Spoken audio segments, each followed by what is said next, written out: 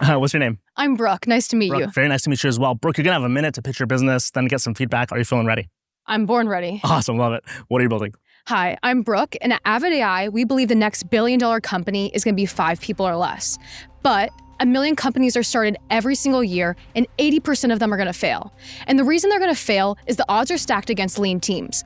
Lean teams don't have the technical skills, the resources, or the tools that are out there are not built for them. Imagine a world where lean teams win.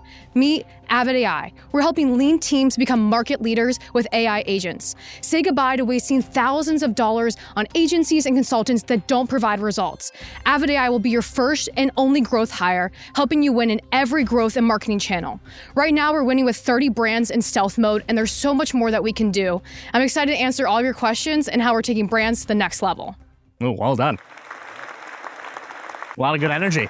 Okay, so let me ask some questions before I get to pitch feedback because I need to know some more. So it sounds like AI agents. It sounds like AI agents targeted at smaller teams who maybe are specifically trying to do a lot more, because we can say some small teams are lifestyle businesses or local businesses. So you're aiming for a certain type of demographic or a certain behavior.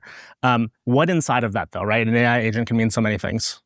Yeah, that's a great question. So right now we're trying to win with building AI agents for the marketing layer of a business. So the strategy behind how to acquire a customer, how to retain a customer, and through every channel from paid media, email, SMS, the push notifications, the Apple Wallet, to the loyalty program, but then also leveraging these AI agents to be your team. Like say goodbye to hiring a bunch of people on your marketing team. These AI agents come together, building multiple ones to be your marketing team. Let's zoom really far in.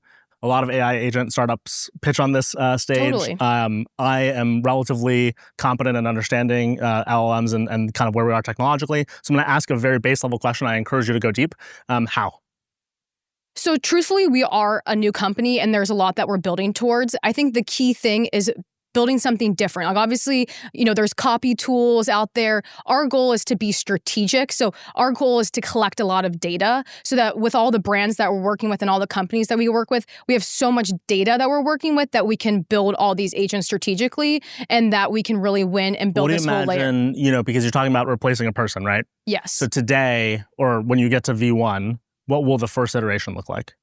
Our goal right now and where we're winning right now is in that acquisition and retention layer. So we really want to win within... When you say you're winning, do you currently have customers or a product? Yeah, I have 30 customers right now. And they're using a product? Yeah, they're using a product. Okay. Yeah, and they're paying us. So this is what does it do? So right now we win on a brand... Hold on, feedback before you continue. Earlier, you responded to however I asked you the how in a way that made me think you were still very early and you have customers. So just a note that like when I asked you that question, I don't remember exactly what you said, but it gave me the impression that you weren't yet ready to talk about your product. Yeah, so we are in stealth mode and so we wanted to figure out what our customers needed before we build this AI agent team. So we're building towards that right now. We're building that foundational layer of all the data. Still give me some more. Exactly what we're doing right now. So right now we're winning on a brand's website and acquiring them through AI incentives and promotional gift cards. And so we're giving people gift cards to their Apple Wallet or Google Wallet through text. And so right now we're really winning on the acquisition layer and then retaining them. You go to a business and you say, we're going to help you with acquisition. Yes, and then we're going to drive them into store. And so we're helping right now CPG brands. That's where we're finding a lot of success. But who have a retail presence of their own or through other retail stores? Through other retail stores. So the marketing that you're helping them with is like channel marketing, or like how are you getting involved?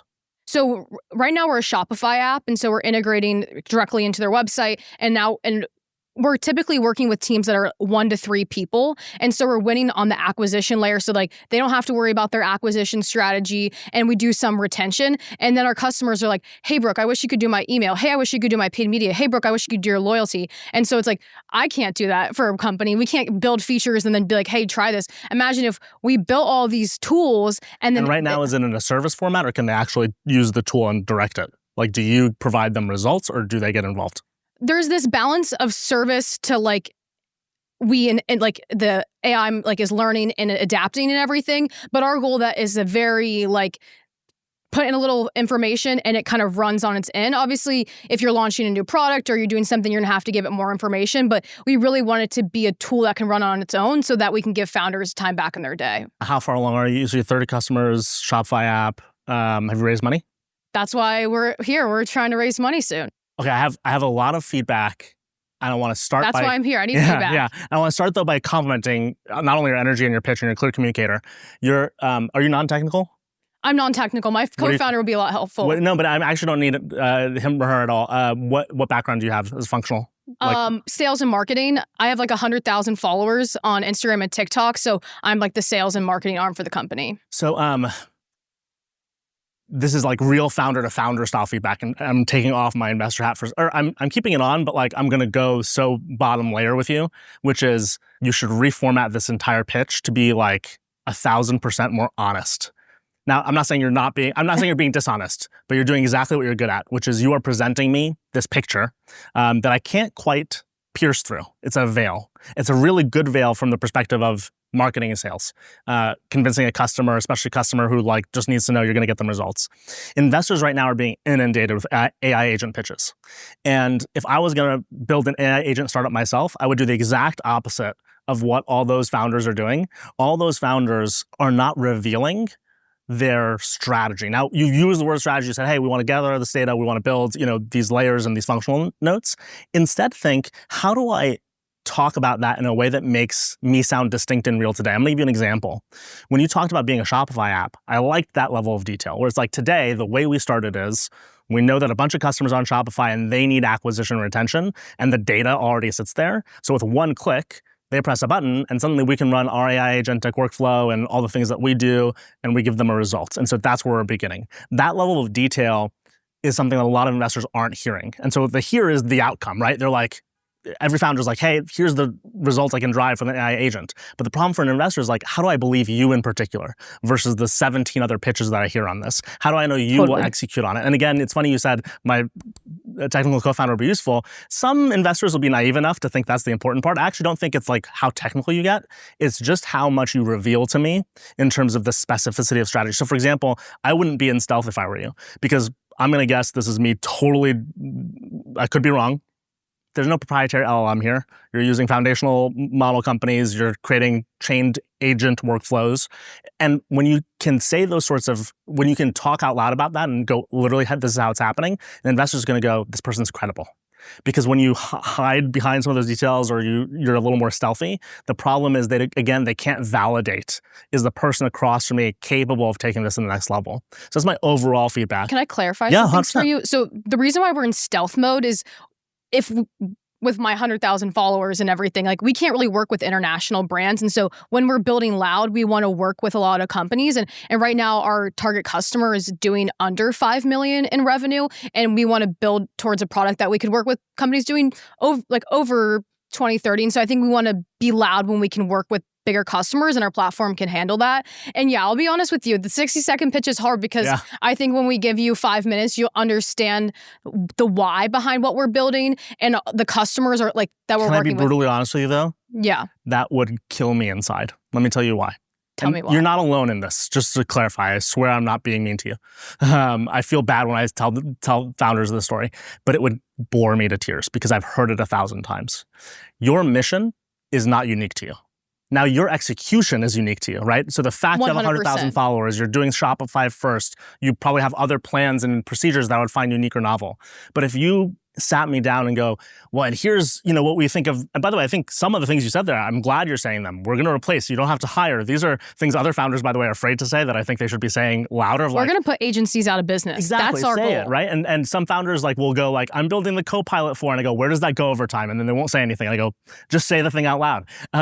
We think we might replace and augment in some cases, replace in others. But again, so many are going after this that instead of telling me, hey, here's all the grand plan, tell me, here's all the advantages from this approach over this next 6 to 18 months, this next 24 to 48 months, and walk me through in a way that, again, the only thing it's doing for me is validating your approach and your strategy. Versus, I think it's true that a majority of startups can actually be more mission-driven. So that's actually a disadvantage for agent startups right now in certain verticals. I think we're 100% mission-driven. We want to help mission-driven founders. I guess the mission's not useful, is the way I'll put it. So you are going to be mission-driven as a team. Let me put it to you this way. When someone comes to me and says, my parent had Alzheimer's and I'm building an app that's going to help people with Alzheimer's. An investor, especially early stage, an angel investor can go, I don't know what's going on here, but I'm going to put some cash here because I like the thematic experiment. I believe in the problem and the customer, that something should be done. And that is, the mission is like investable. In this case, everyone is doing this mission. And so the only thing that matters is how somebody competes. So an investor can't go, oh yeah, I'm into it. I mean, some investors will do this, but they'll lose their money. They can't sit there and go, oh, I'm interested in agentic startups. This person's really driven by it. Here's some money, because there are so many people competing for that space. And so in your case, I would go, here's our approach. Here's our strategy. Here's how we plan to do it. Because then the investor goes, oh, I can bet on this pathway. I can bet on this set of experiments. I can bet on, and again, this might sound so abstract because again, founders, and especially a founder who has a background in sales, is going to expect I need to polish a version of the message. I would get so unpolished. I would literally like, as soon as you meet an investor, be like, here's exactly how all of it works. But we're, by the way, by revealing that to you, I'm showing you my intelligence, I'm showing you my diligence, I'm showing you that I'm already in with customers, I'm showing you how the Shopify app is working. I worry for you that if you take a different approach, you will get lost in the sea of other startups trying to sell this sort of a business. Totally, I agree. I mean, I think one of the key things that we've learned with our customers is, yeah, you could build a bunch of AI agent companies out there, but if they don't know how to use it, then that's garbage. And that's our key thing, is we want to be like the Canva of marketing tools and so easy to use. How will you achieve that? And that's going to be from trial and error, truthfully. But how are you doing it today? So how we're doing it today is being able to communicate honestly with our customers through email and through text. There's some services. Yeah, so there's some service. I think customers want to be like, we're at a minute 11, second 35, and this is the first time we talked about services. I'm assuming you're thinking it's a bad idea to say, talk about your services side. Or can you clarify about that? Until now, it's like the AI agent will do everything, and we've heard a lot about that, but I haven't heard a lot about this services component. You haven't talked about how you get things done. How we get things done? Sounds like it's with human labor. Right now, yeah, it's human labor, but that's how you build a business. You got to start somewhere. Don't say but and don't say this. So this is part of embracing how you're making it work. So let me give you the best answer to, because you said, how are you doing it today? And you said, well, today it's great to be able to email my customer and this or that. But you gave that as an answer very far in because you're kind of, I think, afraid of it. Am I wrong? No, I'm not afraid of it. We actually, our customers love working from their phone, love working on the go. And so having a tool that, what if the interface doesn't but you're saying you also are the one directing, I assume, your agentic workflows? Well, yeah, but I also think it's been helpful for us to learn from our customers. So yeah, Why did you say the second part of that sentence? You said, yeah, but, and then you said, it's been helpful. What do you think that's doing for me? Maybe contradicting it, but yeah. But why did you say it? Why did you want to say that? The way you're asking it to me is like it's a bad thing, but I think it's a good thing that we're talking to our customers. I think you think it's a bad thing. I want to encourage it. I love talking to our customers, but it's also an issue for us. But you think one day you won't? We'll always be talking to our customers, but we shouldn't be talking to our customers that are paying us $50 a month. We should be talking to our customers that are paying us more. Let me give the thing I'm circling around a little more directly. I think it'd be great if you embrace the idea, for example, hey, our customers don't want to talk or don't want to have a large amount of involvement and they don't have a lot of know-how. They want to give the information they have and get the result. And the way we're achieving that today is we have a bunch of agentic workflows that we run. So the customer talks to us, uploads their information. To them, it feels like magic. To us, right now, it's 50-50. It's 50% the latest foundational models and 50% someone named Bob and someone named Nancy who gets it done from the office. And as we scale, we're constantly going to be looking at where do we replace the stuff on this side, but keep the essentials, continue to build on the foundational, the agentic workflows, et cetera, such that no matter what, to the customer, it's going to feel like magic. Unlike every other startup that's trying to make it self-service, that's trying to make it feel like the person is driving all of the activity, we're embracing. They send us stuff, we send them results. We're going to put the human in the loop, but it's not the customer. The customer gets to say in the results. I would tell that story proactively. And the reason I'm so certain about this is, again, it sounds different. Everybody else, every other founder is trying to sell things that don't exist, which they go like, you don't have to talk to anybody. Our AI agent already tonight, you can change all of your SEO and then you go and use the product and it's just like another call to GPT-4. Versus you saying, look, we know what our customers need. We're going to constantly create this loop of we find out, in every functional area that we take over and every marketing workflow that we take over, we put humans on top of agents who build the agents over time to create maybe an 80-20 rule of automation versus human in the loop. And over time, that just becomes really, really powerful. Yeah, I think that we like to joke it's Brooke GBT. Like Brooke is learning and over time adapting, but we also want to pull in experts and everything so that we're always smartest. But obviously the goal is that the AI agent is smarter than me at some point, and that's not the ultimate goal. Yeah. Again, I just caution there, right? Like the goal, or you may just need to tell the story differently. The goal is the customer gets the result. Amen. Customers, our goal is to boost their revenue, because if we're boosting revenue, they're going to be saving money, but also paying us more money. You know, it's funny, the way when you say that, the thing I imagine, which again, I don't know if it's what you imagine, is like you could be a low cost enough thing on, let's say, a Shopify store, eventually your own, kind of self-directed self-service channel, where someone's going to pay $15 to, let's call it $50 a month, but be getting a mix of humans and agents. And I don't think that's a bad thing. And the reason, again, I say that is because the fully agentic future is either really far away or right tomorrow. Like, it depends on whether we're in a takeoff scenario. And I worry that you're like in a limbo of telling a story of like, embrace one of those things of like, hey, we're going to have humans for a while, and that's good. I think, I definitely think there's a balance. I never say there's not humans involved. I also think that's the community layer that we want to build at AvidAI, is that like brands are excited to be a part of AvidAI. Right. And so if that's through office hours with Brooke on Saturdays and Sundays, that could also be an aspect of it. But yeah, I definitely don't think, I think humans are important part, but we want teams to grow fast. And if there's constant human interactions preventing that, we don't want that to be the case as well. Right. Again, I just have the desire is in me to say something like, still to achieve that mission of like really small and lean teams doing so much more. If that means they're all subscribers to AvidAI, but AvidAI has a lot of humans, that means you're Deloitte, Accenture, etc. I think that's a good thing. The thing we like to say is if we're boosting revenue for lean teams, enterprises are going to come right down to us and want to work with us. They won't care if there's a human in your loop because they don't have to hire the human.